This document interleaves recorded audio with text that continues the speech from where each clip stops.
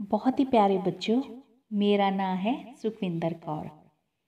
बच्चों अज आपां तुहाडे नाल बहुत सुंदर कहानी साझी करन जा रहे हाँ, जिसका नाम है अपना देश। ये कहानी लिखी है पंजाबी के प्रसिद्ध कहानीकार संतोख सिंह धीर जी ने। बच्चों संतोख सिंह धीर जी पंजाबी साहित्य के बहुत ही उच्च कोटि के लेखक, कहानीकार, संपादक रहे हैं ते उन्होंने पंजाबी साहित्य दे विच बहुत वड्डा योगदान पाया है। ते एक झलक आपां उन्हां दे जीवन ते जरूर पावांगे। बच्चों संतोख सिंह धीर जी का जन्म 2 दसंबर 1920 ईस्वी नूं होया। उन्हां दे पिता जी का नाम ज्ञानी ईश्वर सिंह दर्द अते माता जी का नाम श्रीमती जमुना देवी जी सी। बच्चों उन्हां दा जन्म स्थान बसी पठाणा जो कि नानका घर सी, पर उन्हां दा जद्दी पिंड डडहेड़ी जिला लुधियाना विखे है। विद्या प्राप्ति उन्होंने मैट्रिक अते ज्ञानी की है। बच्चों काम किता अध्यापकी, संपादकी, साहित्यकारी। रचनावां आपने कवितावां, सफ़रनामे, स्वै जीवनी अते नावल भी लिखे हैं, पर कहानीकार के तौर पर आप वधेरे प्रसिद्ध होए हैं। आप दे कुछ कहानी संग्रह हैं सिट्टियां दी छां, सवेर होण तक, सांझी कंध, उषा भैण जी चुप सन, पक्षी आदि। सन्मान श्रोमणी पंजाबी साहित्यकार, साहित्य अकादमी पुरस्कार। देहांत 8 मार्च 2010। सो बच्चों ये सी उन्हां दे जीवन की एक छोटी जी झलक। ते इस संग्रह लई आप दी कहानी अपना देश चुनी गई है। मतलब तुहाडी पाठ पुस्तक दे विच अपना देश कहानी है। इस कहानी विच लेखक ने अजोके युग विच देश प्रेम की भावना नूं नवेकले ढंग नाल बयान किया है। लेखक दसदा है कि किसी भी व्यक्ति नूं वो देश अपना लगता है जिथे वो जम्मिया पलिया ते रहिंदा है अते वो थां नाल चिर परिचित होण करके उसदी भावक सांझ बनी हुंदी है। दूजा देश भावें वो उसदे पुरखियां दा देश ही क्यों ना होवे, वो उसनूं ओपरा ही लगता है। इस कहानी विच निरंजन सिंह तां अपने देश नूं बहुत प्यार करता है, पर उसके लड़के इस देश नाल उस वांग लगाव महसूस नहीं करते। ते आपां देखिया बच्चों जिवें उहदे लड़के दा नां एक दा नां हरिंदर सी, एक दा नां गुरिंदर सी। ते हरिंदर अपने आप नूं हैरी अखवाउण लग गया सी, गुरिंदर अपने आप नूं गैरी अखवाउण लग पिया सी। बच्चों भावें उन्हां दा जन्म तां इत्थे होया सी, पर फिर भी वो कनेडा नूं ही अपना मुल्क क्यों दसदे सन, क्योंकि उत्थे वो पले सन, उन्हां दा बचपन उत्थे बीतिया सी। ते जदों कहानी की शुरुआत हुंदी है ना बच्चों, वो यही दसदी है कि किवें वो कनेडा चले गए, कनेडा जाके किस तरह उन्हां दी परवरिश हुई। ते कल्ला निरंजन सिंह नहीं सगों होर बहुत सारे भारती हैं जो इस गल नाल हमेशा निराश रहिंदे हन कि जिस तरह वो पंजाब नूं भारत नाल एक लगाव जिहा महसूस करते हैं, उन्हां दे बच्चे इहो जिहा नहीं करते, क्योंकि उन्हां दा भी कोई कसूर नहीं है। वो जो जिस मुल्क दे विच रहे ने, जिहो जिहे वातावरण दे विच रहे ने, उन्हां नूं इहो जिहा ही चंगा लगदा है। ते हौली हौली इस तरह ही पीढ़ियां खत्म हो जांदियां हन, क्योंकि अज वो थोड़ा थोड़ा पंजाबी बोलते हैं ते हौली हौली जो उन्हां दी आउण वाली पीढ़ी है उन्हां दा तां जन्म ही उत्थे होया हुंदा है ते वो बिल्कुल ही भुल जांदे ने। इस तरह हौली हौली वो ऐदां याद करदे ने भी साडे जिहड़े पुरखे सीगे वो पहलां भारत दे विच रहिंदे सी, ते बिल्कुल इस तरह ही सभ्याचार बदल जाते हैं। इस तरह ही अपनी पहचान भी बदल जाती है। चलो फिर एक छोटी जी झलक आपां पाउने आ कहानी अपना देश। ਇੱਕ ਤਰ੍ਹਾਂ ਨਾਲ ਸਾਰ ਹੈ, ਨਿਚੋੜ ਹੈ ਕਹਾਣੀ ਦਾ। ਆਪਣੇ ਮਾਤਾ ਪਿਤਾ ਨਾਲ ਦੋਹਾਂ ਹੀ ਭਰਾਵਾਂ ਨੂੰ ਭਾਰਤ ਤੋਂ ਕੈਨੇਡਾ ਗਿਆ ਨੂੰ 16 ਵਰ੍ਹੇ ਹੋ ਚੁੱਕੇ ਸਨ ਅਤੇ ਇਹਨਾਂ 16 ਵਰ੍ਹਿਆਂ ਵਿੱਚ ਉਹ ਇੱਕ ਵਾਰ ਆਪਣੇ ਦੇਸ਼ ਭਾਰਤ ਆਏ ਨਹੀਂ ਸਨ। ਜਦੋਂ ਇੱਥੋਂ ਗਏ ਸਨ ਤਾਂ ਇੱਕ ਦੀ ਉਮਰ 1 ਸਾਲ ਦੀ ਸੀ ਅਤੇ ਦੂਸਰੇ ਦੀ ਉਮਰ 2 ਸਾਲ ਦੀ ਸੀ। ਉਹ ਹੁਣ ਬਹੁਤ ਦੇਰ ਬਾਅਦ ਭਾਰਤ ਆਏ ਸਨ, ਇਸ ਲਈ ਉਹ ਭਾਰਤ ਨੂੰ ਕੁਝ ਇਉਂ ਦੇਖ ਰਹੇ ਸਨ ਜਿਵੇਂ ਕੋਈ ਵਿਦੇਸ਼ੀ ਜਾਂ ਅਨੋਪੜ ਦੇਖਦਾ ਹੁੰਦਾ ਹੈ। ਉਹਨਾਂ ਲਈ ਭਾਰਤ ਆਪਣਾ ਨਹੀਂ ਸੀ, ਕਿਸੇ ਹੋਰ ਦੇਸ਼ ਦੇ ਵਾਂਗ ਹੀ ਸੀ। ਉਹਨਾਂ ਦਾ ਦੇਸ਼ ਤਾਂ ਕੈਨੇਡਾ ਸੀ। ਸਨ ਉਹ ਭਾਵੇਂ ਪੰਜਾਬੀ ਅਤੇ ਸਿੱਖ ਮਾਤਾ ਪਿਤਾ ਦੇ ਜੰਮੇ ਜਾਏ। ਨਿਰੰਜਨ ਸਿੰਘ ਉਹਨਾਂ ਬੱਚਿਆਂ ਦਾ ਪਿਤਾ ਜਾਣ ਬੁੱਝ ਕੇ ਉਹਨਾਂ ਨੂੰ ਹੁਣ ਭਾਰਤ ਲੈ ਕੇ ਆਇਆ ਸੀ, ਇਸ ਲਈ ਕਿ ਉਹ ਵੀ ਆਪਣੇ ਦੇਸ਼ ਭਾਰਤ ਨੂੰ ਵੇਖ ਸਕਣ, ਕਿਉਂਕਿ ਉਹਨਾਂ ਨੇ ਭਾਰਤ ਉੱਕਾ ਹੀ ਨਹੀਂ ਸੀ ਦੇਖਿਆ ਹੋਇਆ। ਕੀ ਸੂਝ ਸੀ ਉਹਨਾਂ ਨੂੰ ਜਦੋਂ ਉਹ ਇੱਥੋਂ ਗਏ ਸਨ। ਬਸ ਉਹਨਾਂ ਦਾ ਜਨਮ ਹੀ ਇੱਥੇ ਹੋਇਆ ਸੀ, ਇਸ ਤੋਂ ਬਿਨਾਂ ਉਹਨਾਂ ਦਾ ਪੰਜਾਬ ਦੇ ਨਾਲ ਕੋਈ ਸੰਬੰਧ ਨਹੀਂ ਸੀ। ਵਰ੍ਹਾ 2-2 ਵਰ੍ਹੇ ਦੇ ਬਾਲ ਹੀ ਸਨ ਉਹ। ਕੀ ਲਗਾਓ ਹੋ ਸਕਦਾ ਸੀ ਉਹਨਾਂ ਦਾ ਇਸ ਧਰਤੀ ਨਾਲ। ਉਹਨਾਂ ਦਾ ਲਗਾਓ ਤਾਂ ਕੈਨੇਡਾ ਦੀ ਧਰਤੀ ਨਾਲ ਹੀ ਸੀ, ਕੈਨੇਡਾ ਦੇ ਬਿਰਛਾਂ ਬੂਟਿਆਂ ਨਾਲ, ਉੱਥੋਂ ਦੇ ਵਾਤਾਵਰਨ ਨਾਲ। ਉਹਨਾਂ ਨੂੰ ਸਮਝ ਆ ਸਕਦੀ ਸੀ। ਕੈਨੇਡਾ ਵਿੱਚ ਘਰ ਵਿੱਚ ਪੰਜਾਬੀ ਬੋਲੀ ਜਾਂਦੀ ਸੀ। ਇਹ ਪੰਜਾਬੀ ਬੋਲ ਉਹਨਾਂ ਦੇ ਕੰਨੀ ਵਿੱਚ ਪੈਂਦੇ ਵੀ ਸਨ, ਪਰ ਬੋਲਣ ਵੇਲੇ ਇਹਨਾਂ ਦੇ ਉਚਾਰਨ ਉਹ ਨਹੀਂ ਸਨ ਆਉਂਦੇ ਜੋ ਉਹਨਾਂ ਦੇ ਮਾਤਾ ਪਿਤਾ ਜਾਂ ਦਾਦਾ ਦਾਦੀ ਦੇ ਹੁੰਦੇ ਹਨ। ਉਹਨਾਂ ਦੇ ਪੰਜਾਬੀ ਲਫ਼ਜ਼ ਮੱਲੋ ਮੱਲੀ ਅੰਗਰੇਜ਼ੀ ਲਬੋ ਲਹਿਜ਼ੇ ਦੇ ਹੋ ਜਾਂਦੇ ਸਨ। ਉਹ ਮੇਜ਼ ਨਹੀਂ ਸਨ ਕਹਿ ਸਕਦੇ, ਟੇਬਲ ਆਖ ਸਕਦੇ ਸਨ। ਪੁਸਤਕ ਜਾਂ ਕਿਤਾਬ ਉਹਨਾਂ ਦੀ ਸਮਝ ਤੋਂ ਬਾਹਰ ਸੀ। ਕੇਵਲ ਬੁੱਕ ਆਖਣ ਨਾਲ ਹੀ ਉਹਨਾਂ ਨੂੰ ਸਮਝ ਪੈ ਸਕਦੀ ਸੀ। ਬੂਹਾ ਬਾਰੀ ਤਾਂ ਉੱਕਾ ਹੀ ਉਹਨਾਂ ਨੂੰ ਸਮਝ ਨਹੀਂ ਸੀ ਆਉਂਦੀ। ਉਹਨਾਂ ਲਈ ਇਹ ਡੋਰ ਅਤੇ ਵਿੰਡੋ ਹੀ ਸਨ। ਵਿੰਡੋ ਵੀ ਫਿਰ ਵਿੰਡੋ ਨਹੀਂ, ਉਹ ਇਸ ਲਈ ਵਿੰਡਾ ਹੀ ਸੀ। ਜਿਵੇਂ ਯੈਸ ਨਹੀਂ, ਉਹਨਾਂ ਲਈ ਯਾ ਹੀ ਸੀ। ਅੰਗਰੇਜ਼ੀ ਉਹ ਬੜੀ ਸੋਹਣੀ ਅਤੇ ਸਥਾਨਕ ਬੋਲ ਲੈਂਦੇ ਸਨ, ਪਰ ਪੰਜਾਬੀ ਨਹੀਂ। ਪੰਜਾਬੀ ਉਹ ਇਉਂ ਬੋਲਦੇ ਸਨ ਜਿਵੇਂ ਕੋਈ ਵਿਦੇਸ਼ੀ ਸਿੱਖ ਸੁੱਖ ਕੇ ਬੋਲਦਾ ਹੁੰਦਾ ਹੈ। ਨਿਰੰਜਨ ਸਿੰਘ ਪੜ੍ਹਿਆ ਲਿਖਿਆ ਸੂਝਵਾਨ ਵਿਅਕਤੀ ਸੀ। ਉਹ BA B.Ed ਪਾਸ ਕਰਕੇ ਭਾਰਤ ਤੋਂ ਪੰਜਾਬ ਤੋਂ ਬਾਹਰ ਚਲਾ ਗਿਆ ਸੀ। ਇੱਥੇ ਉਹ ਅਧਿਆਪਕ ਲੱਗਾ ਹੋਇਆ ਸੀ। ਖੱਬੇ ਪੱਖੀ ਜਾਗਰਤੀ ਵਿਚਾਰਧਾਰਾ ਦਾ ਧਾਰਨੀ ਸੀ। ਹੇਠਲੀ ਮੱਧ ਸ਼੍ਰੇਣੀ ਦੇ ਕਿਸਾਨ ਪਰਿਵਾਰ ਦਾ ਜੰਮਪਲ ਸੀ। ਮੋਗੇ ਵੱਲ ਸੀ ਉਹਦਾ ਪਿੰਡ। ਗੁਜ਼ਾਰਾ ਮਾੜਾ ਨਹੀਂ ਸੀ, ਪਰ ਹੋਰ ਵੀ ਚੰਗੇ ਜੀਵਨ ਲਈ ਉਹ ਇੱਥੋਂ ਨੌਕਰੀ ਛੱਡ ਕੇ ਕੈਨੇਡਾ ਚਲਾ ਗਿਆ ਸੀ। ਅੱਜ ਕੱਲ੍ਹ ਉਹ ਵੈਨਕੂਵਰ ਵਿੱਚ ਹੀ ਰਹਿ ਰਿਹਾ ਸੀ। ਆਪ ਤਾਂ ਉਹ ਪੂਰਾ ਪੰਜਾਬੀ ਅਤੇ ਭਾਰਤੀ ਸੀ, ਪਰ ਉਹਨੂੰ ਆਪਣੇ ਪੁੱਤਰਾਂ ਬਾਰੇ ਚਿੰਤਾ ਜਿਹੀ ਲੱਗੀ ਰਹਿੰਦੀ ਸੀ। ਉਹ ਵੀ ਉਹਦੇ ਵਾਂਗ ਹੀ ਪੰਜਾਬੀ ਭਾਰਤੀ ਹੋਣ। ਇਹ ਸਮੱਸਿਆ ਭਾਵੇਂ ਉਸ ਇਕੱਲੇ ਦੀ ਨਹੀਂ ਸੀ, ਸਾਰੇ ਉਹਨਾਂ ਪੰਜਾਬੀਆਂ ਤੇ ਭਾਰਤੀਆਂ ਦੀ ਸਾਂਝੀ ਸੀ ਜੋ ਉਸ ਵਾਂਗ ਹੀ ਇੱਥੋਂ ਜਾ ਕੇ ਇੰਗਲੈਂਡ, ਅਮਰੀਕਾ ਜਾਂ ਕੈਨੇਡਾ ਵਸੇ ਹੋਏ ਸਨ।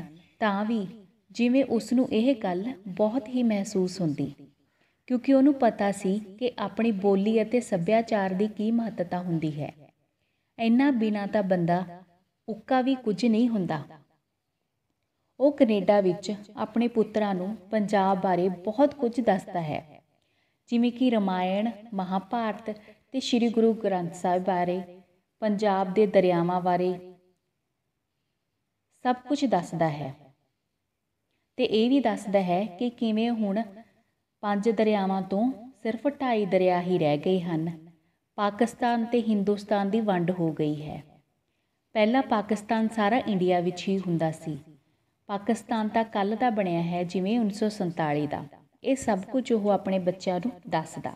ਉਹ ਹਰ ਸੰਡੇ ਨੂੰ ਆਪਣੇ ਬੱਚਿਆਂ ਨੂੰ ਵੈਨਕੂਵਰ ਦੇ ਗੁਰਦੁਆਰੇ ਲੈ ਕੇ ਜਾਂਦਾ ਅਤੇ ਉਹ ਚਾਹੁੰਦਾ ਸੀ ਕਿ ਉਹ ਸਿੱਖ ਧਰਮ ਨਾਲ ਜੁੜਨ। ਇਸ ਲਈ ਉਹ 10 ਗੁਰੂ ਸਾਹਿਬਾਨਾਂ ਬਾਰੇ ਵੀ ਉਹ ਦੱਸਦਾ। ਜਦੋਂ ਇੱਕ ਮੁੰਡੇ ਨੇ ਸ਼੍ਰੀ ਗੁਰੂ ਹਰਕ੍ਰਿਸ਼ਨ ਜੀ ਦੀ ਤਸਵੀਰ ਦੇਖ ਕੇ ਉਹਨਾਂ ਨੂੰ ਚਾਈਲਡ ਕਹਿ ਕੇ ਉਹਨਾਂ ਬਾਰੇ ਪੁੱਛਿਆ ਸੀ, ਤਾਂ ਨਿਰੰਜਨ ਸਿੰਘ ਨੇ ਉਸ ਨੂੰ ਅਜਿਹਾ ਕਹਿਣੋਂ ਰੋਕ ਕੇ ਉਸ ਤੋਂ ਹੱਥ ਜੋੜ ਕੇ ਨਮਸਕਾਰ ਕਰਵਾਈ ਸੀ। ਰਾਮਾਇਣ ਤੇ ਮਹਾਭਾਰਤ ਦੇ ਸੀਰੀਅਲਾਂ ਦੀਆਂ ਕੈਸਟਾਂ ਵੀ ਕੈਨੇਡਾ ਪੁੱਜ ਚੁੱਕੀਆਂ ਸਨ। ਰਾਮਾਇਣ ਦਾ ਸੀਰੀਅਲ ਦੇਖਦਿਆਂ ਹੀ ਹਨੂੰਮਾਨ ਤੇ ਉਹਨਾਂ ਦੀ ਬਾਨਰ ਸੈਨਾ ਨੂੰ ਦੇਖ ਕੇ ਇੱਕ ਨੇ ਪੁੱਛਿਆ ਸੀ ਕਿ ਇੰਡੀਆ ਵਿੱਚ ਪੁੱਛਾਂ ਵਾਲੇ ਲੋਕ ਵੀ ਰਹਿੰਦੇ ਹਨ। ਨਿਰੰਜਨ ਸਿੰਘ ਉਹਨਾਂ ਨੂੰ ਬੜੀ ਹੀ ਮੁਸ਼ਕਿਲ ਨਾਲ ਸਮਝਾ ਸਕਿਆ ਸੀ ਕਿ ਇਹ ਇੱਕ ਮਿਥਿਹਾਸ ਹੈ। ਜਦੋਂ ਉਸਨੇ ਕਿਹਾ ਕਿ ਭਾਰਤ ਦੀ ਇਹ ਰੂਹ ਹੈ ਤਾਂ ਉਹ ਹੱਸ ਪਏ। ਅਜਿਹੀਆਂ ਗੱਲਾਂ ਦੇਖ ਕੇ ਨਿਰੰਜਨ ਸਿੰਘ ਨੇ ਉਹਨਾਂ ਨੂੰ ਭਾਰਤ ਲਿਆ ਕੇ ਦਿੱਲੀ, ਪੰਜਾਬ, ਤਾਜ ਮਹਿਲ, ਦਰਬਾਰ ਸਾਹਿਬ ਅਤੇ ਪਿੰਡ ਦਿਖਾਉਣ ਦਾ ਨਿਸ਼ਚਾ ਕੀਤਾ। ਦਸੰਬਰ ਦੇ ਅੱਧ ਵਿੱਚ ਉਹ ਇੰਡੀਆ ਪੁੱਜੇ। ਉਸਨੇ ਪਿੰਡੋਂ ਇੱਕ ਵੈਨ ਕਿਰਾਏ 'ਤੇ ਲੈ ਕੇ ਉਹਨਾਂ ਨੂੰ ਸੈਰ ਕਰਾਉਣੀ ਸ਼ੁਰੂ ਕਰ ਦਿੱਤੀ। ਇੱਕ ਦਿਨ ਜਦੋਂ ਉਹ ਆਗਰੇ ਤੋਂ ਦਿੱਲੀ ਆ ਰਹੇ ਸਨ ਤਾਂ ਨਿਰੰਜਨ ਸਿੰਘ ਨੇ ਆਪਣੇ ਇੱਕ ਦੋਸਤ ਜੋ ਕਿ MP ਸਨ ਉਹਨਾਂ ਕੋਲ ਠਹਿਰਨ ਦਾ ਫੈਸਲਾ ਕੀਤਾ। ਉਹ ਸਭ ਨੂੰ ਲੈ ਕੇ ਇੱਕ ਦੂਸਰੇ ਦੋਸਤ ਦੇ ਘਰ ਪੁੱਜਾ ਜੋ ਕਿ ਬੜਾ ਹੀ ਮਹਿਮਾਨ ਨਿਵਾਜ਼ ਸੀ। ਇੱਕ ਹੋਰ ਦੋਸਤ ਪਹਿਲਾਂ ਹੀ ਉਸਦੇ ਘਰ ਆਇਆ ਹੋਇਆ ਸੀ। ਸਾਰੇ ਜਣੇ ਡਰਾਇੰਗ ਰੂਮ ਵਿੱਚ ਬੈਠੇ ਸਨ। ਥੱਕੇ ਹੋਏ ਤਾਂ ਸਾਰੇ ਸਨ, ਪਰ ਮੁੰਡੇ ਕੁਝ ਜ਼ਿਆਦਾ ਹੀ ਮੁਰਝਾਏ ਹੋਏ ਸਨ। ਉਹ ਚੁੱਪਚਾਪ ਬੈਠੇ ਸਨ, ਖਾਲੀ ਅੱਖਾਂ ਨਾਲ ਕੰਧਾਂ ਵੱਲ ਦੇਖ ਰਹੇ ਸਨ, ਜਿਵੇਂ ਉਹਨਾਂ ਦੇ ਮਨ ਕਿਤੇ ਹੋਰ ਹੀ ਹੋਣ। ਉਹ ਮੇਜ਼ਬਾਨ ਦੇ ਪੁੱਛਣ 'ਤੇ ਚਾਹ ਜਾਂ ਕੌਫੀ ਕੁਝ ਵੀ ਪੀਣ ਲਈ ਤਿਆਰ ਨਾ ਹੋਏ। ਬਾਕੀਆਂ ਨੇ ਖਾਣੇ ਦੀ ਇੱਛਾ ਕੀਤੀ ਤੇ ਮੇਜ਼ਬਾਨ ਨੇ ਉਹਨਾਂ ਅੱਗੇ ਵਿਸਕੀ ਰੱਖ ਦਿੱਤੀ। ਉਹਨਾਂ ਦੇ ਪੁੱਛਣ 'ਤੇ ਨਿਰੰਜਨ ਸਿੰਘ ਨੇ ਦੱਸਿਆ ਕਿ ਮੁੰਡੇ ਆਂਡਿਆਂ ਨਾਲ ਇੱਕ ਸੈਂਡਵਿਚ ਤੇ ਥੋੜ੍ਹਾ ਸੇਬ ਖਾ ਲੈਣਗੇ, ਪਰ ਪਾਣੀ ਨਹੀਂ ਪੀਣਗੇ। ਟੀਨੇਜਰ ਹੋਣ ਕਰਕੇ ਵਿਸਕੀ ਉਹ ਪੀਂਦੇ ਨਹੀਂ ਸਨ। ਉਹਨਾਂ ਨੂੰ ਅਸਲ ਵਿੱਚ ਕੈਨੇਡਾ ਦਾ ਖਾਣਾ ਪੀਣਾ ਹੀ ਮੁਆਫਕ ਸੀ। ਸਾਹ ਉਹ ਜ਼ਰੂਰ ਇੰਡੀਆ ਵਿੱਚ ਲੈ ਰਹੇ ਸਨ। ਮੁੰਡਿਆਂ ਨੂੰ ਉਕਤਾਏ ਜਿਹੇ ਦੇਖ ਕੇ ਮੇਜ਼ਬਾਨ ਨੇ ਉਹਨਾਂ ਨੂੰ ਉੱਤੇ ਕਮਰੇ ਵਿੱਚ ਆਰਾਮ ਕਰਨ ਲਈ ਭੇਜ ਦਿੱਤਾ। ਉਸਦੇ ਘਰ ਫਿਲਟਰ ਦਾ ਪਾਣੀ ਦਾ ਪਤਾ ਲੱਗਣ 'ਤੇ ਉਹਨਾਂ ਨੇ ਰੱਜ ਕੇ ਪਾਣੀ ਪੀਤਾ ਤੇ 2-2, 3-3 ਸੈਂਡਵਿਚ ਵੀ ਖਾ ਲਏ। ਮੁੰਡੇ ਤੇ ਉਹਨਾਂ ਦਾ ਬਾਪ ਕਲੀਨ ਸ਼ੇਵਨ ਸਨ। ਮੁੰਡਿਆਂ ਦੇ ਉੱਪਰ ਜਾਣ ਮਗਰੋਂ ਬਾਕੀ ਥੱਲੇ ਵਿਸਕੀ ਪੀਂਦੇ ਰਹੇ ਤੇ ਕਾਫੀ ਦੇਰ ਤੱਕ ਗੱਲਾਂ ਕਰਦੇ ਰਹੇ। ਮੁੰਡਿਆਂ ਦੇ ਭਾਰਤ ਬਾਰੇ ਪ੍ਰਤੀਕਰਮ ਪੁੱਛਣ 'ਤੇ ਨਿਰੰਜਨ ਸਿੰਘ ਨੇ ਦੱਸਿਆ ਕਿ ਉਹਨਾਂ ਨੂੰ ਭਾਰਤ ਵਿੱਚ ਟ੍ਰੈਫਿਕ ਬਹੁਤ ਜ਼ਿਆਦਾ ਮਹਿਸੂਸ ਹੋਈ ਹੈ। ਉਹਨਾਂ ਨੂੰ ਸੜਕਾਂ ਵੀ ਚੰਗੀਆਂ ਨਹੀਂ ਲੱਗੀਆਂ। ਉਹਨਾਂ ਨੂੰ ਬਹੁਤੀ ਥਾਂ ਕੱਚੀ ਲੱਗੀ ਹੈ। ਉਹਨਾਂ ਨੇ ਤਾਜ ਮਹਿਲ ਅਤੇ ਦਰਬਾਰ ਸਾਹਿਬ ਨੂੰ ਵੀ ਕੇਵਲ ਚੰਗਾ ਹੀ ਕਿਹਾ ਹੈ। ਉਸਨੇ ਦੱਸਿਆ ਕਿ ਇਹ ਭਾਰਤ ਦੇ ਭਾਵੇਂ ਅਜੂਬੇ ਹਨ, ਪਰ ਇਹਨਾਂ ਲਈ ਬਿਲਡਿੰਗਾਂ ਹੀ ਹਨ। ਜੇਕਰ ਇਹਨਾਂ ਨੂੰ ਇਹਨਾਂ ਦਾ ਇਤਿਹਾਸ ਦੱਸੋ ਤਾਂ ਇਹਨਾਂ ਨੂੰ ਪਤਾ ਨਹੀਂ ਲੱਗਦਾ। ਉਸਨੇ ਦੱਸਿਆ ਕਿ ਉਹ ਮੁੰਡਿਆਂ ਦੀ ਇਸ ਗੱਲ ਕਰਕੇ ਪਰੇਸ਼ਾਨ ਹੈ ਤੇ ਉਹ ਚਾਹੁੰਦਾ ਹੈ ਕਿ ਉਹ ਆਪਣੀ ਮਾਤ ਭੂਮੀ ਨਾਲ ਜੋੜਨ। ਜਿਸ ਦਿਨ ਉਹ ਦਿੱਲੀ ਹਵਾਈ ਅੱਡੇ ਉੱਤੇ ਉਤਰੇ ਸਨ ਤਾਂ ਉਸਨੇ ਧਰਤੀ ਨੂੰ ਹੱਥ ਲਾ ਕੇ ਆਪਣੇ ਮੱਥੇ ਨਾਲ ਛੁਆਇਆ ਸੀ, ਪਰ ਇਹ ਚੁੱਪ ਸਨ। ਇਹ ਸੁਣ ਕੇ ਮੇਜ਼ਬਾਨ ਨੇ ਨਿਰੰਜਨ ਸਿੰਘ ਨੂੰ ਸਮਝਾਇਆ ਕਿ ਉਸਦੇ ਮੁੰਡੇ ਇਸ ਦੇਸ਼ ਨਾਲ ਫੈਮਿਲੀਅਰ ਨਹੀਂ ਹਨ ਤੇ ਨਾ ਹੀ ਹੋ ਸਕਦੇ ਹਨ। ਇਹ ਇਹਨਾਂ ਦਾ ਦੇਸ਼ ਨਹੀਂ ਹੈ, ਇਹਨਾਂ ਦਾ ਦੇਸ਼ ਕੈਨੇਡਾ ਹੈ। ਇਹ ਕੇਵਲ ਇੱਥੇ ਜੰਮੇ ਹਨ। ਬਚਪਨ ਜਿੱਥੇ ਬੀਤਦਾ ਹੈ, ਜਿਸ ਤਰ੍ਹਾਂ ਦੇ ਵਾਤਾਵਰਨ ਵਿੱਚ ਬੀਤਦਾ ਹੈ, ਉਸ ਨਾਲ ਹੀ ਹਰ ਕਿਸੇ ਦਾ ਮੋਹ ਹੋ ਜਾਂਦਾ ਹੈ। ਇਸ ਕਰਕੇ ਉਸ ਨੂੰ ਪਰੇਸ਼ਾਨ ਨਹੀਂ ਹੋਣਾ ਚਾਹੀਦਾ। ਇਹ ਨਾ ਭਾਰਤੀ ਹਨ ਤੇ ਨਾ ਹੀ ਪੰਜਾਬੀ, ਸਗੋਂ ਵਿੱਚ ਵਿਚਾਲੇ ਜਿਹੇ ਹਨ। ਇਹਨਾਂ ਦੇ ਧੀਆਂ ਪੁੱਤਰ ਹੋਰ ਵੀ ਓਪਰੇ ਜਿਹੇ ਹੋ ਜਾਣਗੇ। ਇਉਂ ਹੀ ਫਿਰ ਸਮਾਂ ਪਾ ਕੇ ਨਸਲਾਂ ਬਦਲ ਜਾਂਦੀਆਂ ਹਨ। ਨਿਰੰਜਨ ਸਿੰਘ ਨੇ ਦੱਸਿਆ ਕਿ ਇਹਨਾਂ ਨੂੰ ਚੰਡੀਗੜ੍ਹ ਪਸੰਦ ਆਇਆ ਹੈ। ਇਹ ਸੁਣ ਕੇ ਮੇਜ਼ਬਾਨ ਨੇ ਦੱਸਿਆ ਕਿ ਜਿੱਥੇ ਕੋਈ ਰਹਿੰਦਾ ਹੈ ਉੱਥੋਂ ਦੇ ਰਹਿਣ ਸਹਿਣ ਦੀ ਆਦਤ ਜਿਹੀ ਪੈ ਜਾਂਦੀ ਹੈ। ਚੰਡੀਗੜ੍ਹ ਵੀ ਫਰਾਂਸੀਸੀ ਆਰਕੀਟੈਕਟ ਲੀ ਕਾਰਬੂਜ਼ੀਅਰ ਨੇ ਬਣਾਇਆ ਹੈ, ਇਸ ਕਰਕੇ ਇਹਨਾਂ ਨੂੰ ਪਸੰਦ ਆਇਆ ਹੈ। ਚੰਡੀਗੜ੍ਹ ਦਾ ਬੰਦਾ ਪਿੰਡ ਜਾ ਕੇ ਨਹੀਂ ਰਹਿ ਸਕਦਾ ਅਤੇ ਪਿੰਡ ਦੇ ਬੰਦੇ ਨੂੰ ਚੰਡੀਗੜ੍ਹ ਦੀਆਂ ਫਲੱਸ਼ਾਂ ਵੀ ਚੰਗੀਆਂ ਨਹੀਂ ਲੱਗਦੀਆਂ। ਇਸ ਕਰਕੇ ਉਸ ਨੂੰ ਆਪਣੇ ਮੁੰਡਿਆਂ ਬਾਰੇ ਪਰੇਸ਼ਾਨ ਨਹੀਂ ਹੋਣਾ ਚਾਹੀਦਾ। ਸਾਰੇ ਦੇਸ਼ ਆਪਣੇ ਹੀ ਹਨ। ਭਾਰਤ ਵੀ ਕਦੇ ਆਰੀਆ ਦਾ ਦੇਸ਼ ਨਹੀਂ ਸੀ ਹੁੰਦਾ। ਫਿਰ ਮੁਗਲ ਆਏ, ਸਭ ਇੱਥੋਂ ਦੇ ਹੀ ਹੋ ਗਏ। ਅੱਜ ਦੁਨੀਆ ਇੱਕ ਹੁੰਦੀ ਜਾ ਰਹੀ ਹੈ। 11 ਵਜੇ ਨਿਰੰਜਨ ਸਿੰਘ ਨੂੰ ਉੱਪਰ ਮੁੰਡਿਆਂ ਕੋਲ ਭੇਜ ਦਿੱਤਾ ਗਿਆ, ਕਿਉਂਕਿ ਉਹ ਉਹਨਾਂ ਦੀਆਂ ਲੋੜਾਂ ਨੂੰ ਸਮਝਦਾ ਸੀ। ਸਵੇਰੇ ਉਹ ਸਾਰੇ ਤਿਆਰ ਹੋ ਕੇ ਡਰਾਇੰਗ ਰੂਮ ਵਿੱਚ ਆ ਗਏ। ਉਹਨਾਂ ਨੇ ਬੈਠਵੀਆਂ ਟਾਇਲਟਾਂ ਵਿੱਚ ਕਿਸੇ ਨਾ ਕਿਸੇ ਤਰ੍ਹਾਂ ਕੰਮ ਚਲਾ ਲਿਆ ਹੋਵੇਗਾ। ਬਾਹਰ ਬਾਰਿਸ਼ ਪੈ ਰਹੀ ਸੀ। ਮੇਜ਼ਬਾਨ ਨੇ ਕਿਹਾ ਕਿ ਇੰਡੀਆ ਵਰਗੀ ਸੋਹਣੀ ਬਾਰਿਸ਼ ਦੁਨੀਆ ਵਿੱਚ ਕਿਤੇ ਨਹੀਂ ਪੈਂਦੀ ਤੇ ਨਾ ਹੀ ਇਹੋ ਜਿਹੇ ਬੱਦਲ ਆਉਂਦੇ ਹਨ। ਇੱਥੋਂ ਦੀ ਜਨਵਰੀ ਦੀ ਧੁੱਪ ਵੀ ਤੇ ਬਸੰਤ ਦਾ ਵੀ ਕੋਈ ਮੁਕਾਬਲਾ ਨਹੀਂ ਹੁੰਦਾ। ਇੱਥੋਂ ਵਰਗੇ ਚੰਦ ਸੂਰਜ ਤੇ ਕਾਲੀ ਰਾਤ ਵੀ ਕਿਤੇ ਨਹੀਂ ਹੁੰਦੀ। ਪਰ ਉਹ ਮੁੰਡੇ ਚੁੱਪਚਾਪ ਹੀ ਰਹੇ ਜਾਂ ਕੇਵਲ ਉਹਨਾਂ ਵੱਲ ਦੇਖਦੇ ਰਹੇ। ਮੇਜ਼ਬਾਨ ਦੇ ਪੁੱਛਣ 'ਤੇ ਪਤਾ ਲੱਗਾ ਕਿ ਮੁੰਡਿਆਂ ਦੇ ਨਾਂ ਹਰਿੰਦਰ ਤੇ ਗੁਰਿੰਦਰ ਹਨ, ਪਰ ਉਹ ਆਪਣੇ ਆਪ ਨੂੰ ਹੈਰੀ ਅਤੇ ਗੈਰੀ ਅਖਵਾਉਂਦੇ ਸਨ। 20-25 ਦਿਨਾਂ ਮਗਰੋਂ ਉਹ ਵਾਪਸ ਤੁਰ ਪਏ। ਜਹਾਜ਼ ਉੱਡਣ ਸਮੇਂ ਪਿਤਾ ਦੀਆਂ ਅੱਖਾਂ ਵਿੱਚ ਅੱਥਰੂ ਛਲਕ ਰਹੇ ਸਨ, ਪਰ ਬੱਚਿਆਂ ਦੀਆਂ ਅੱਖਾਂ ਵਿੱਚ ਖੁਸ਼ੀ ਚਮਕ ਰਹੀ ਸੀ। ਸੋ ਬੱਚਿਓ, ਆਪਾਂ ਦੇਖਿਆ ਕਿ ਇਹ ਉਹਨਾਂ ਦਾ ਦੇਸ਼ ਨਹੀਂ ਸੀ। ਉਹਨਾਂ ਦਾ ਦੇਸ਼ ਕਿਹੜਾ ਸੀ? ਕੈਨੇਡਾ ਸੀ। ਤੇ ਜਿੱਥੇ ਕਿਤੇ ਸੁਰਤ ਸੰਭਲਦੀ ਹੁੰਦੀ ਹੈ, ਉਹੀ ਦੇਸ਼ ਆਪਣਾ ਬਣ ਜਾਂਦਾ ਹੈ। ਤਾਂ ਬੱਚਿਓ, ਇਸ ਦੇ ਨਾਲ ਸੰਬੰਧਿਤ ਆਪਾਂ ਕੁਝ ਪ੍ਰਸ਼ਨ ਉੱਤਰ ਤੁਹਾਡੇ ਨਾਲ ਸਾਂਝੇ ਕਰਾਂਗੇ, ਜੋ ਕਿ ਇਸ ਪ੍ਰਕਾਰ ਹਨ। ਪ੍ਰਸ਼ਨ ਨੰਬਰ 1, ਨਿਰੰਜਨ ਸਿੰਘ ਆਪਣੇ ਮੁੰਡਿਆਂ ਨੂੰ ਭਾਰਤ ਕਿਉਂ ਲੈ ਕੇ ਆਇਆ? ਨਿਰੰਜਨ ਸਿੰਘ ਆਪਣੇ ਮੁੰਡਿਆਂ ਨੂੰ ਭਾਰਤ ਇਸ ਕਰਕੇ ਲੈ ਕੇ ਆਇਆ ਸੀ ਤਾਂ ਜੋ ਉਹ ਆਪਣੇ ਦੇਸ਼ ਭਾਰਤ ਨੂੰ ਦੇਖ ਸਕਣ, ਕਿਉਂਕਿ ਉਹਨਾਂ ਨੂੰ ਇਹ ਓਪਰਾ ਜਿਹਾ ਲੱਗਦਾ ਸੀ, ਕਦੇ ਵੇਖਿਆ ਨਹੀਂ ਸੀ, ਤੇ ਉਹ ਬਚਪਨ ਦੀ ਨਿੱਕੀ ਉਮਰ ਵਿੱਚ ਹੀ ਕੈਨੇਡਾ ਚਲੇ ਗਏ ਸਨ। ਪ੍ਰਸ਼ਨ ਨੰਬਰ 2, ਨਿਰੰਜਨ ਸਿੰਘ ਦੇ ਮੁੰਡਿਆਂ ਦੀ ਪੰਜਾਬੀ ਕਿਹੋ ਜਿਹੀ ਸੀ? ਨਿਰੰਜਨ ਸਿੰਘ ਦੇ ਘਰ ਭਾਵੇਂ ਪੰਜਾਬੀ ਬੋਲੀ ਬੋਲੀ ਜਾਂਦੀ ਸੀ, ਪਰ ਉਸਦੇ ਮੁੰਡਿਆਂ ਦੀ ਪੰਜਾਬੀ ਦਾ ਉਚਾਰਨ ਉਹ ਜਿਹਾ ਨਹੀਂ ਸੀ ਜੋ ਕਿ ਉਹਨਾਂ ਦੇ ਮਾਤਾ ਪਿਤਾ ਜਾਂ ਦਾਦਾ ਦਾਦੀ ਦਾ ਹੁੰਦਾ ਸੀ। ਉਹਨਾਂ ਦੇ ਪੰਜਾਬੀ ਲਫ਼ਜ਼ ਮੱਲੋ ਮੱਲੀ ਅੰਗਰੇਜ਼ੀ ਦੇ ਲਹਿਜ਼ੇ ਵਿੱਚ ਹੋ ਜਾਂਦੇ ਸਨ। ਉਹ ਮੇਜ਼ ਨਹੀਂ ਸਨ ਕਹਿ ਸਕਦੇ, ਸਗੋਂ ਟੇਬਲ ਆਖਦੇ ਸਨ। ਕਿਤਾਬ ਜਾਂ ਪੁਸਤਕ ਉਹਨਾਂ ਨੂੰ ਸਮਝ ਨਹੀਂ ਸੀ ਆਉਂਦੀ, ਉਹ ਉਸ ਨੂੰ ਬੁੱਕ ਹੀ ਕਹਿੰਦੇ ਸਨ।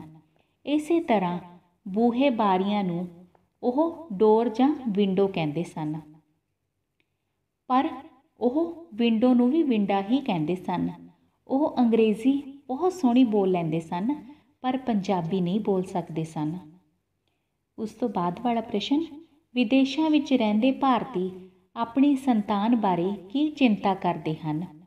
ਵਿਦੇਸ਼ਾਂ ਵਿੱਚ ਰਹਿੰਦੇ ਭਾਰਤੀ ਆਪਣੀ ਸੰਤਾਨ ਬਾਰੇ ਇਹੋ ਚਿੰਤਾ ਕਰਦੇ ਰਹਿੰਦੇ ਹਨ ਕਿ ਉਹ ਉਹਨਾਂ ਵਰਗੇ ਹੀ ਪੰਜਾਬੀ ਭਾਰਤੀ ਹੋਣ, ਕਿਉਂਕਿ ਉਹ ਜਾਣਦੇ ਹੁੰਦੇ ਹਨ ਕਿ ਆਪਣੀ ਬੋਲੀ ਅਤੇ ਸੱਭਿਆਚਾਰ ਦੀ ਕੀ ਮਹੱਤਤਾ ਹੁੰਦੀ ਹੈ।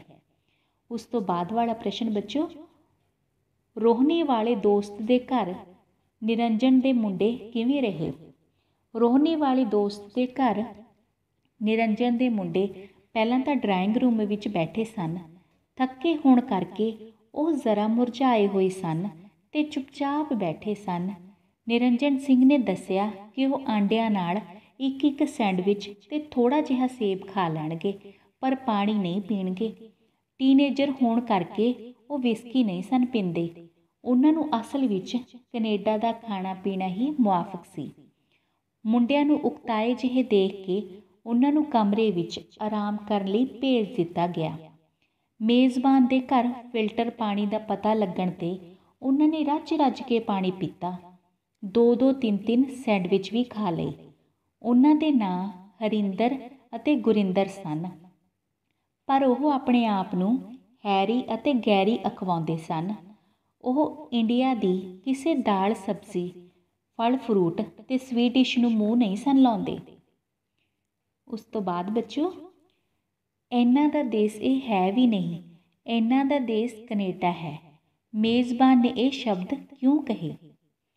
ਇਹ ਸ਼ਬਦ ਨਿਰੰਜਨ ਸਿੰਘ ਨੂੰ ਉਦੋਂ ਕਹੇ ਜਦੋਂ ਉਹ ਆਪਣੇ ਮੁੰਡਿਆਂ ਦੁਆਰਾ ਭਾਰਤ ਤੇ ਪੰਜਾਬੀ ਸੱਭਿਆਚਾਰ ਦੀ ਕਿਸੇ ਚੀਜ਼ ਵਿੱਚ ਦਿਲਚਸਪੀ ਨਾ ਦੇਖ ਕੇ ਪਰੇਸ਼ਾਨ ਹੁੰਦਾ ਹੈ।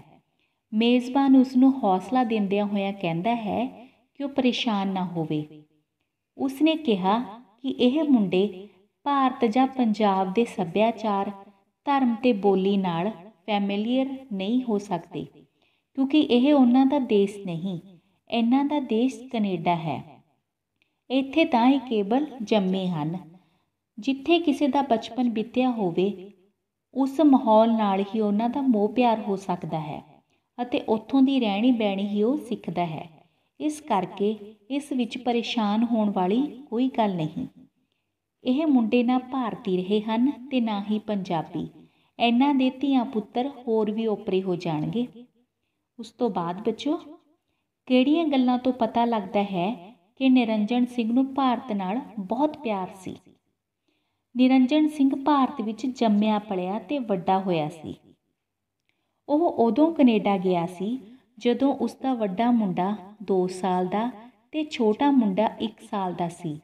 ਉਸ ਦੇ ਪਰਿਵਾਰ ਦੁਆਰਾ ਘਰ ਵਿੱਚ ਪੰਜਾਬੀ ਬੋਲਣੀ ਜਾਰੀ ਰੱਖਣ, ਉਸ ਦੁਆਰਾ ਆਪਣੇ ਪੁੱਤਰਾਂ ਨੂੰ ਭਾਰਤ ਤੇ ਪੰਜਾਬ ਦੇ ਸੱਭਿਆਚਾਰ, ਧਰਮ, ਧਾਰਮਿਕ ਘਟਨਾਵਾਂ ਤੇ ਹਸਤੀਆਂ ਬਾਰੇ ਜਾਣਕਾਰੀ ਦੇਣਾ, ਬੱਚਿਆਂ ਨੂੰ ਰਾਮਾਇਣ ਅਤੇ ਮਹਾਭਾਰਤ ਦੇ ਸੀਰੀਅਲ ਦਿਖਾਉਣਾ, ਉਹਨਾਂ ਨੂੰ ਗੁਰਦੁਆਰੇ ਲਿਜਾਣਾ, ਬੱਚਿਆਂ ਨੂੰ ਗੁਰੂ ਸਾਹਿਬ ਦੀਆਂ ਤਸਵੀਰਾਂ ਦਿਖਾ ਕੇ ਉਹਨਾਂ ਬਾਰੇ ਜਾਣਕਾਰੀ ਦੇਣਾ, ਗੁਰੂ ਸਾਹਿਬਾਂ ਸੰਬੰਧੀ ਆਦਰ ਨਾਲ ਪੇਸ਼ ਆਉਣ ਦੀ ਸਿੱਖਿਆ ਦੇਣਾ, ਬੱਚਿਆਂ ਨੂੰ ਭਾਰਤ ਅਤੇ ਪੰਜਾਬ ਦਿਖਾਉਣ ਲਈ ਲਿਆਉਣਾ, ਉਹਨਾਂ ਨੂੰ ਤਾਜ ਮਹਿਲ ਅਤੇ ਦਰਬਾਰ ਸਾਹਿਬ ਵਿਖੇ ਲੈ ਕੇ ਜਾਣਾ, ਆਪ ਜਹਾਜ਼ੋਂ ਉਤਰਦਿਆਂ ਹੀ ਧਰਤੀ ਨੂੰ ਨਮਸਕਾਰ ਕਰਨਾ ਅਤੇ ਆਪਣੇ ਬੱਚਿਆਂ ਨੂੰ ਭਾਰਤ, ਪੰਜਾਬ ਅਤੇ ਇੱਥੋਂ ਦੀਆਂ ਦਰਸ਼ਨ ਕਰਨ ਯੋਗ ਥਾਵਾਂ ਸੰਬੰਧੀ ਸੰਵੇਦਨਸ਼ੀਲਤਾ ਨਾ ਹੋਣ ਕਰਕੇ ਪਰੇਸ਼ਾਨ ਹੋਣ 'ਤੇ ਪਤਾ ਲੱਗਦਾ ਹੈ ਕਿ ਉਸ ਦਾ ਭਾਰਤ ਨਾਲ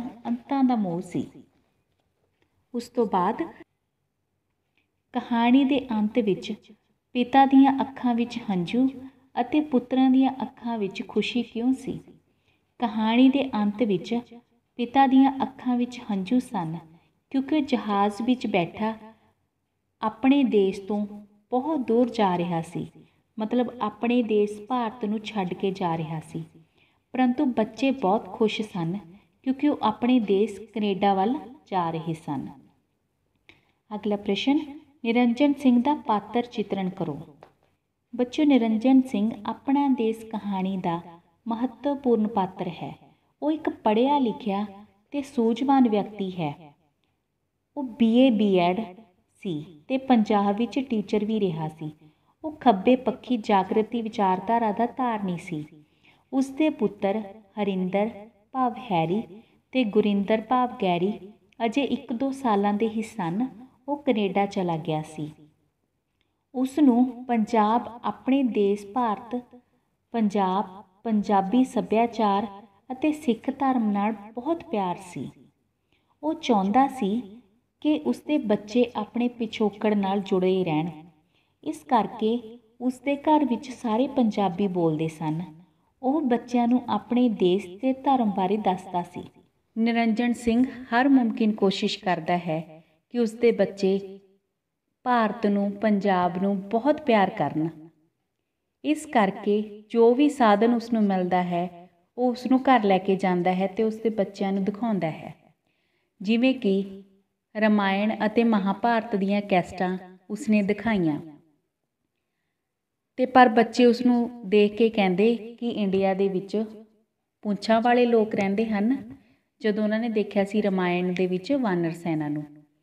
ਫਿਰ ਉਸ ਤੋਂ ਬਾਅਦ ਉਹ ਹਰ ਵਾਰੀ, ਹਰ ਐਤਵਾਰ ਨੂੰ ਆਪਣੇ ਬੱਚਿਆਂ ਨੂੰ ਗੁਰਦੁਆਰਾ ਸਾਹਿਬ ਲੈ ਕੇ ਜਾਂਦਾ, ਸਿੱਖ ਧਰਮ ਨਾਲ ਜੋੜਦਾ, ਸ਼੍ਰੀ ਗੁਰੂ ਗ੍ਰੰਥ ਸਾਹਿਬ ਦੇ ਦਰਸ਼ਨ ਕਰਾਉਂਦਾ ਤੇ ਗੁਰੂ ਸਾਹਿਬਾਨਾਂ ਦੀਆਂ ਫੋਟੋਆਂ ਦਿਖਾਉਂਦਾ।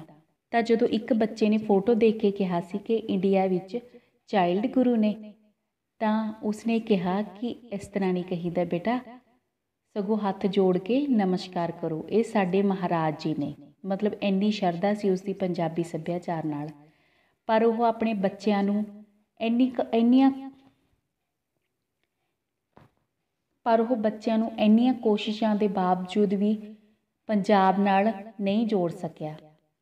ਉਹ ਇੱਥੇ ਲੈ ਕੇ ਵੀ ਆਇਆ, ਸਭ ਕੁਝ ਦਿਖਾਇਆ, ਪਰ ਬੱਚਿਆਂ ਲਈ ਸਿਰਫ ਉਹ ਇਮਾਰਤਾਂ ਹੀ ਸਨ। ਇਸ ਕਰਕੇ ਉਹ ਬਹੁਤ ਹੀ ਨਿਰਾਸ਼ ਹੋ ਕੇ ਵਾਪਸ ਕੈਨੇਡਾ ਪਰਤ ਗਿਆ ਸੀ। ਬੱਚਿਓ, ਇਹ ਸਨ ਵਿਸਥਾਰਪੂਰਵਕ ਪ੍ਰਸ਼ਨ ਉੱਤਰ। ਪਰ ਆਪਾਂ ਚਾਹੁੰਦੇ ਹਾਂ ਕਿ ਤੁਹਾਨੂੰ ਕਹਾਣੀ ਪੂਰੀ ਚੰਗੀ ਤਰ੍ਹਾਂ ਸਮਝ ਆ ਜਾਵੇ। ਇਸ ਕਰਕੇ ਇਸ ਦੇ ਨਾਲ ਸੰਬੰਧਿਤ ਆਪਾਂ ਥੋੜ੍ਹੀ ਜਿਹੀ ਜਾਣਕਾਰੀ ਹੋਰ ਤੁਹਾਡੇ ਨਾਲ ਸਾਂਝੀ ਕਰਾਂਗੇ, ਮਤਲਬ ਸੰਖੇਪ ਪ੍ਰਸ਼ਨਾਂ ਦੇ ਰੂਪ ਦੇ ਵਿੱਚ। ਆਪਣਾ ਦੇਸ਼ ਕਹਾਣੀ ਕਿਹਨਾਂ ਨੇ ਲਿਖੀ ਹੈ? ਸੰਤੋਖ ਸਿੰਘ ਧੀਰ ਜੀਆਂ ਨੇ। ਸੰਤੋਖ ਸਿੰਘ ਧੀਰ ਦੀ ਲਿਖੀ ਹੋਈ ਕਹਾਣੀ ਕਿਹੜੀ ਹੈ? ਆਪਣਾ ਦੇਸ਼।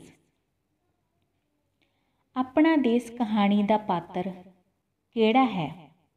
ਨੀਲੀ, ਪ੍ਰੋਫੈਸਰ ਮਲਹੋਤਰਾ, ਮੀਤ ਜਾਂ ਨਿਰੰਜਨ ਸਿੰਘ, ਦੋਸਤ, ਹੈਰੀ, ਗੈਰੀ, ਮੇਜ਼ਬਾਨ ਜਾਂ ਡਰਾਈਵਰ? ਬੱਚਿਓ, ਨਿਰੰਜਨ ਸਿੰਘ, ਦੋਸਤ, ਹੈਰੀ, ਗੈਰੀ, ਮੇਜ਼ਬਾਨ ਅਤੇ ਡਰਾਈਵਰ। ਆਪਣਾ ਦੇਸ਼ ਕਹਾਣੀ ਵਿੱਚ ਕਿਹੜਾ ਪਾਤਰ ਸੂਝਵਾਨ, BA BEd, ਅਗਾਂਹ-ਵਧੂ ਵਿਚਾਰਧਾਰਾ ਵਾਲਾ, ਹੇਠਲੀ ਮੱਧ ਸ਼੍ਰੇਣੀ ਦੇ ਕਿਸਾਨ ਵਰਗ ਦਾ ਜੰਮਪਲ, ਆਪਣੇ ਦੇਸ਼ ਅਤੇ ਸੱਭਿਆਚਾਰ ਨੂੰ ਪਿਆਰ ਕਰਨ ਵਾਲਾ, ਦੋ ਪੁੱਤਰਾਂ ਦਾ ਬਾਪ, ਪੁੱਤਰਾਂ ਦੇ ਆਪਣੇ ਸੱਭਿਆਚਾਰ ਵਿੱਚ ਰੁਚੀ ਨਾ ਹੋਣ ਤੋਂ ਪਰੇਸ਼ਾਨ ਕੌਣ ਸੀ? ਨਿਰੰਜਨ ਸਿੰਘ। ਨਿਰੰਜਨ ਸਿੰਘ ਦੇ ਚਰਿੱਤਰ ਦਾ ਕੋਈ ਇੱਕ ਗੁਣ ਲਿਖੋ। ਦੇਸ਼ ਪ੍ਰੇਮੀ। ਆਪਣਾ ਦੇਸ਼ ਕਹਾਣੀ ਵਿੱਚ ਕਿਹੜਾ ਪਾਤਰ ਮਹਿਮਾਨ ਨਿਵਾਜ਼, ਸ਼ਰਾਬ ਨਾ ਪੀਣ ਵਾਲਾ, ਵੱਡੇ ਦਿਲ ਵਾਲਾ, ਰਿਟਾਇਰਡ ਪ੍ਰੋਫੈਸਰ ਹੈ? ਮੇਜ਼ਬਾਨ। ਆਪਣਾ ਦੇਸ਼ ਕਹਾਣੀ ਦੇ ਕਿਸੇ ਇੱਕ ਪਾਤਰ ਦਾ ਨਾਂ ਲਿਖੋ। ਨਿਰੰਜਨ ਸਿੰਘ। ਆਪਣਾ ਦੇਸ਼ ਕਹਾਣੀ ਦੇ ਕਿੰਨੇ ਪਾਤਰ ਕੈਨੇਡਾ ਦੇ ਰਹਿਣ ਵਾਲੇ ਸਨ? 3। ਆਪਣਾ ਦੇਸ਼ ਕਹਾਣੀ ਦਾ ਮੁੱਖ ਪਾਤਰ ਕੌਣ ਹੈ? ਨਿਰੰਜਨ ਸਿੰਘ। ਨਿਰੰਜਨ ਸਿੰਘ ਦੇ ਕਿੰਨੇ ਪੁੱਤਰ ਹਨ? 2। ਨਿਰੰਜਨ ਸਿੰਘ ਦੇ ਮੁੰਡਿਆਂ ਦੇ ਨਾਂ ਹਰਿੰਦਰ ਤੇ ਸੁਰਿੰਦਰ ਸੀ? ਗਲਤ। ਕੀ ਨਾਮ ਸੀ? ਹੈਰੀ ਤੇ ਗੈਰੀ, ਮਤਲਬ ਹਰਿੰਦਰ ਤੇ ਗੁਰਿੰਦਰ। ਹਰਿੰਦਰ ਆਪਣੇ ਆਪ ਨੂੰ ਕੀ ਅਖਵਾਉਂਦਾ ਸੀ? ਹੈਰੀ। ਗੁਰਿੰਦਰ ਆਪਣੇ ਆਪ ਨੂੰ ਕੀ ਅਖਵਾਉਂਦਾ ਸੀ? ਗੈਰੀ। ਹਰਿੰਦਰ ਤੇ ਗੁਰਿੰਦਰ ਦੇ ਬਾਪ ਦਾ ਨਾਂ ਕੀ ਹੈ? ਨਿਰੰਜਨ ਸਿੰਘ। ਦੋਵੇਂ ਭਰਾ ਭਾਰਤ ਨੂੰ ਕਿੰਝ ਵੇਖ ਰਹੇ ਸਨ? ਓਪਰਿਆਂ ਵਾਂਗ। ਨਿਰੰਜਨ ਸਿੰਘ ਦੇ ਮੁੰਡਿਆਂ ਦੀ ਪੰਜਾਬੀ ਕਿਹੋ ਜਿਹੀ ਸੀ? ਅੰਗਰੇਜ਼ੀ ਲਹਿਜ਼ੇ ਦੇ ਪ੍ਰਭਾਵ ਵਾਲੀ। ਵਿਦੇਸ਼ਾਂ ਵਿੱਚ ਰਹਿੰਦੇ ਭਾਰਤੀ ਆਪਣੀ ਸੰਤਾਨ ਬਾਰੇ ਕੀ ਚਿੰਤਾ ਕਰਦੇ ਹਨ ਕਿ ਉਹ ਕਿਤੇ ਆਪਣੇ ਪੰਜਾਬੀ ਸੱਭਿਆਚਾਰ ਅਤੇ ਬੋਲੀ ਤੋਂ ਦੂਰ ਨਾ ਹੋ ਜਾਣ। ਇਹਨਾਂ ਦਾ ਦੇਸ਼ ਇਹ ਹੈ ਵੀ ਨਹੀਂ, ਇਹਨਾਂ ਦਾ ਦੇਸ਼ ਕੈਨੇਡਾ ਹੈ। ਮੇਜ਼ਬਾਨ ਇਹ ਸ਼ਬਦ ਕਿਉਂ ਕਹੇ? ਕਿਉਂਕਿ ਉਹ ਮੁੱਢਲੇ ਬਚਪਨ ਤੋਂ ਹੀ ਕੈਨੇਡਾ ਵਿੱਚ ਪਲੇ ਸਨ। ਬੱਚੋ, ਇਹ ਆਪਾਂ ਦੁਹਰਾਈ ਕੀਤੀ ਸੀ ਕਹਾਣੀ ਦੀ, ਸਾਰ ਦੀ, ਪ੍ਰਸ਼ਨ ਉੱਤਰਾਂ ਦੀ। ਸੋ ਮੈਨੂੰ ਬਹੁਤ ਉਮੀਦ ਹੈ ਕਿ ਤੁਹਾਨੂੰ ਇਹ ਚੰਗੀ ਤਰ੍ਹਾਂ ਸਮਝ ਆਇਆ ਹੋਵੇਗਾ। ਬੱਚੋ, ਜਿਸ ਤਰ੍ਹਾਂ ਨਿਰੰਜਨ ਸਿੰਘ ਬਹੁਤ ਪਰੇਸ਼ਾਨ ਹੁੰਦਾ ਸੀ ਕਿ ਉਸਦੇ ਬੱਚੇ ਪੰਜਾਬੀ ਸੱਭਿਆਚਾਰ ਨੂੰ ਭੁਲਾ ਨਾ ਦੇਣ, ਇਸੇ ਤਰ੍ਹਾਂ ਆਪਣੇ ਮਾਂ-ਬਾਪ ਵੀ ਚਾਹੁੰਦੇ ਨੇ ਕਿ ਵੀ ਆਪਾਂ ਆਪਣੇ ਸੱਭਿਆਚਾਰ ਤੋਂ ਦੂਰ ਨਾ ਹੋ ਜਾਈਏ। ਇਸ ਕਰਕੇ ਬੱਚਿਓ, ਆਪਾਂ ਆਪਣੀ ਬੋਲੀ ਅਤੇ ਆਪਣੇ ਪੰਜਾਬੀ ਸੱਭਿਆਚਾਰ ਨੂੰ ਕਦੇ ਨਹੀਂ ਭੁਲਾਉਣਾ, ਸਗੋਂ ਇਹਨੂੰ ਹੋਰ ਉਚਾਈਆਂ ਤੱਕ ਲੈ ਕੇ ਜਾਣਾ ਹੈ। ਆਪਣੇ ਦੇਸ਼ ਨੂੰ ਬਹੁਤ ਪਿਆਰ ਕਰਨਾ ਹੈ। ਧੰਨਵਾਦ ਬੱਚਿਓ।